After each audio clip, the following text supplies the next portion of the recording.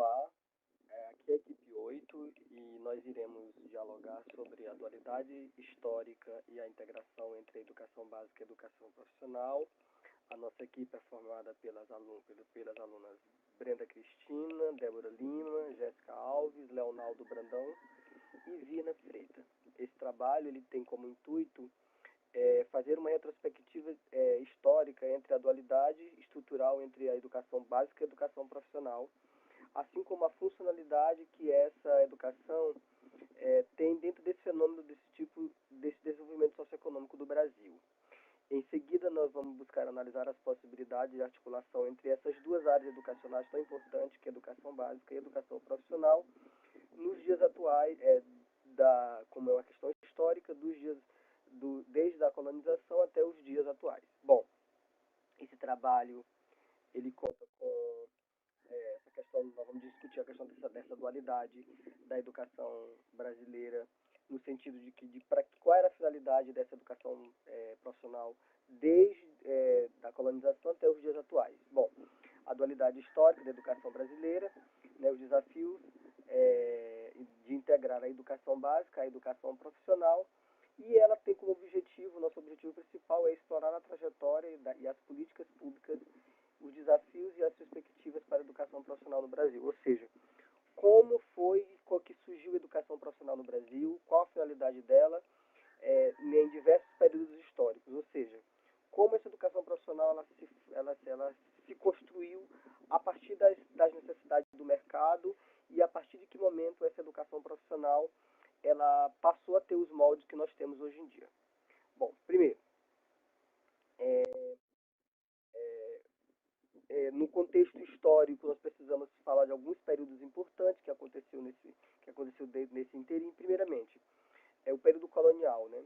A aprendizagem prática aos ofícios manuais. Então, a educação profissional na época era uma educação voltada para as atividades manuais, ou seja, o filho da classe trabalhadora, eles eram educados nas antigas escolas artífices, que era para fazer aquele trabalho manual, né? Ou seja, sapateiro, etc., ferreira, etc. e tal. Então, isso durou todo o período colonial, né? Logo após o período colonial, temos a República Velha, né? Essa República Velha foi a época em que criou as escolas técnicas para atender às demandas da indústria. Vamos lembrar que, nesse período da República Velha, o Brasil passava por um processo de industrialização e, através desse processo de industrialização, precisava de uma mão de obra especializada. Então, essas escolas técnicas foram criadas com esse objetivo, que era o quê? Criar uma educação para atender às realidades daquele público, ou seja, para atender a realidade daquele momento. Formar pessoas hábeis para trabalhar nas indústrias, né? Na indústria têxtil, enfim, etc. E tal. Com a era Vargas, houve a consolidação das escolas técnicas federais, ou seja, quando essas escolas técnicas federais passou por um processo de revolução, de que era não só formar somente para as indústrias, mas também para outros mercados, né? E aí, esse período perdurou desde a era Vargas, passando pela ditadura militar e chegando à década de 90, que foi quando houve as reformas educacionais, né? Com a criação da LDB. A LDB traz, em 96, ela traz a educação profissional como modalidade, não como etapa da educação, mas como modalidade da educação. Ela não nem era educação básica, nem educação superior, ela está ali no meio. Então, na LDB ela foi especificada. Então, houve uma reforma da educação advinda com a Lei de Diretrizes Básicas da Educação, mas ainda continuando a separação da educação básica da educação profissional. Então, a educação profissional ela não se encontra nem na educação básica, nem na educação superior. Ela se encontra ali no meio, né? E isso reflete até os dias atuais. Não é à toa que até hoje as escolas técnicas federais ainda têm esse problema em dizer que parte é de educação profissional, né? Então, esse reflexo de vindo desde a República Velha, desde o período colonial até os dias atuais, ainda perpassa muito essa questão de qual a finalidade da educação profissional, né? De fato que hoje, como nós vamos ver posteriormente pelas colegas, que a educação profissional ela tem um outro viés, né? Não é só formar para uma determinada atividade, mas também formar para a vida, né? Porque antigamente a educação profissional ela tinha essa finalidade, era educar para um objetivo específico, que era para uma determinada função. E a aí nós vamos ver que havia um período em que a educação profissional ela era voltada para a classe pobre, classe trabalhadora, e a classe educação geral, formada com áreas de humanas, as artes, etc., era voltada para uma determinada elite. E a educação profissional ela passou por todos esses períodos. Era só isso aí, vamos continuar com o nosso colega. Dualidade estrutural entre educação básica e profissional. Tá, mas o que é essa dualidade estrutural? É a divisão da escola entre caminhos diferentes para cada classe social. Essa divisão é caracterizada por um ensino para as camadas populares e outro para as camadas dominantes da sociedade.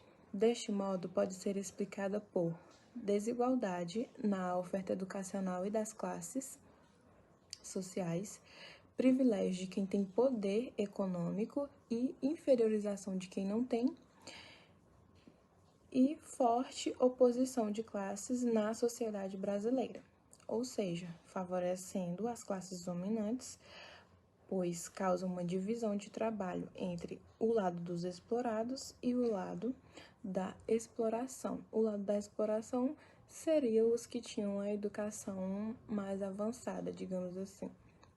E o lado dos explorados seriam os que não tinham escolha, eram as classes menos favorecidas, acarretando assim consequências históricas, pois dividia a sociedade e a educação entre essas duas classes.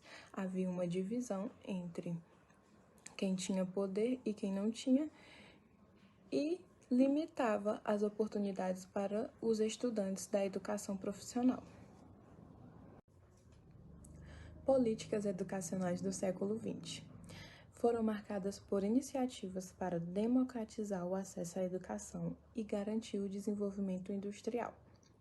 Visto isso, entra a LDB para garantir, distribuir e organizar esse ensino, criando programas como o Pronatec, que tem o objetivo de conceder bolsas de estudo, de grau técnico e de formação inicial ou continuada em instituições privadas ou públicas de ensino técnico, trazendo consigo impactos que favoreceram as classes mais desfavorecidas, tais como a formação de professores e a preparação dos alunos para o mercado de trabalho, erradicando o analfabetismo e universalizando o ensino e o acesso à tecnologia. Olá, eu me chamo Débora e vou dar continuidade agora falando sobre a educação politécnica como alternativa. Conceito: a educação politécnica como alternativa, ela é uma abordagem de ensino focada no desenvolvimento de habilidades técnicas e práticas, com a forte ênfase na aplicação direta no mercado de trabalho. A educação politécnica, ela foca na aprendizagem de habilidades que podem ser imediatamente aplicadas no mercado de trabalho. Em vez de concentrar apenas na teoria, ela proporciona uma formação mais abrangente e mais próxima das exigências do mercado de trabalho. A educação politécnica, ela oferece uma flexibilidade em relação aos modelos de ensino, permitindo assim uma formação mais direcionada e muitas das vezes mais rápida, mais curta do que as tradicionais. A educação politécnica, ela pode ser vista como uma excelente alternativa para quem busca uma forma mais rápida de entrar no mercado de trabalho, de se inserir, devido às diversas demandas hoje em dia, né? As exigências do mercado de trabalho. A integração entre o conhecimento técnico-científico e humanístico. É uma abordagem educacional que busca combinar as diferentes dimensões do saber para formar profissionais mais completos. Este conhecimento refere-se às habilidades de práticas e específicas necessárias para a execução de tarefas em diversas áreas. A implementação da educação politécnica, tanto no Brasil quanto no exterior, é uma resposta às crescentes necessidades de profissionais qualificados que vêm se exigindo no mercado de trabalho. Aqui no Brasil, a gente pode citar uma, que é a Universidade Federal. E no exterior, a gente pode citar o sistema dual que tem na Alemanha. A educação politécnica, ela possui um enorme potencial para reduzir a dualidade educacional. ao oferecer uma formação mais integrada e orientada, tanto na teoria quanto na prática. Além disso, ela foca também na inovação, na empregabilidade e na inclusão social de todos, tornando assim mais flexível e eficiente, alinhando também as necessidades e os desafios da sociedade moderna.